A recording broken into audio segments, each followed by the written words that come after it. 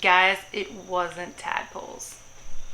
And I honestly didn't figure this out right away. So if you guys figure this out before I do, put the timestamp in the comments below because I want to know. Hi guys, I'm Tonda King. I am the author here at 100 Days of Homeschool. Today I want to show you how I journal unschooling days and take you on one of our unschooling adventures. Are you guys ready? Now, those of you who have seen my last video know that we're part-time unschoolers. This year we started our school year with an unschooling day. So how does unschooling work for us? The number one rule that you need to know is that there are no rules. We do whatever we want. Now, there is a difference though between any other day and what I consider an unschooling day. The difference is I journal my unschooling days. And because I know I'm going to be journaling that day later, I keep subject labels in the back of my mind as we go throughout our day. On this particular day, I started by sleeping in. I was tired. My body needed rest, but the house was also a complete disaster. So I did what I always do. I turned on some motivational YouTube cleaning and organizing videos.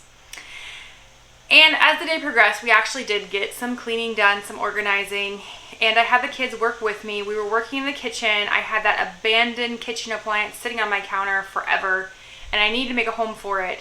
So I decided to clean out the entire corner cabinet. I pulled everything out, and in the process, we found a bag of abandoned Play-Doh toys that had been shoved all the way back in that corner of that cabinet. The kids thought it was Christmas, so they started playing with Play-Doh toys, and they played with Play-Doh for the next hour, making all kinds of wonderful creations. And I made a mental note in the back of my mind that we had covered art for the day. Yay!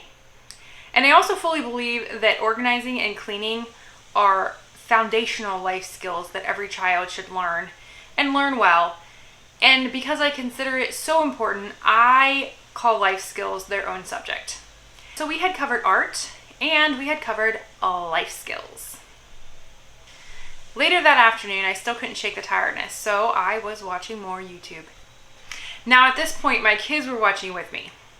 And at some point, a video about the life cycle of frogs pops up on the screen as a suggestion, and the kids got all excited and wanted to watch it. And I thought, cool. This means I can write down science when I journal our unschooling day later. So we watched the video about the life cycle of frogs. And that was the end of our unschooling day. Or so I thought. Just a couple days after that, at some point, the kids come in from the yard and they were so excited. They wanted to tell me that they had found tadpoles. I was excited too, not because they had found tadpoles in the yard, but because what we had done on our unschooling day had stuck. They had remembered it, and they were on the lookout for tadpoles. Those particular water bins in the mud kitchen had collected these little creatures throughout the summer, and whenever I saw them, I just dumped them and cleaned them out. This was the first time the kids had noticed them. And they noticed them because we had watched that video on the life cycle of frogs. For some reason, it never crossed my mind to question whether they were actually tadpoles or not.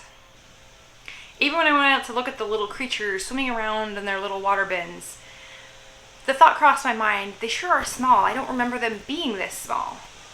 Now, I had done the whole frog to tadpole live observation experiment before with my first graders in the Dominican Republic. But that had been like 15 years ago. So I figured, maybe I just don't remember how small they are when they start out. So a few days later, I go out and look again. I'm like, what? They're still not getting any bigger. Why are they still so small? So as the good unschooling mom that I am, I went ahead and ordered some tadpole food. I remember using that with the tadpoles that we grew in the DR. So I figured, what? While I'm at it, we'll just go ahead and throw a book about the life cycle of frogs in my Amazon cart before we check out. And as I was waiting for those to come in the mail, I happened to be sitting down talking with my dad about our whole experimentation process with these tadpoles. And my dad asked me the question that had not crossed my mind. Are you sure that they are tadpoles? Oh no. I immediately went on to Google and Googled the life cycle of mosquitoes. Now I knew mosquitoes laid eggs in stagnant water, but I did not know what the larva stage looked like or the pupa stage looked like. And I had never seen a mosquito emerge from the pupa stage into the adult form. Sure enough, I had a textbook, classic examples of the life stages of mosquitoes represented in our water bin. It was super cool to watch this. What is it turning into? However, I am glad that I figured out they were mosquitoes before bringing our live observation into the house. I can get a better angle. What do you mean it's coming out right now? How? That's a better angle. The adult form. I can see it, Mommy! But I'm certainly not upset that our science took us in an unpredictable direction. What's it looking like now? Is it looking like a frog? No, it's not. It's adult form. A dragonfly. Thank you for joining us on our unschooling adventure, and hey, let me know in the comments if you guys are going to study the life cycle of mosquitoes now. Oh, its legs are coming out now. It's moving. Oh, I know what it is. It's a water spider. You think it's a water spider? It's those spiders that walk on water. You think so? Yeah, it looks like it's got some legs over there. And it looks about the size of one. Little tiny one. Oh, you can see it moving its legs. Yeah.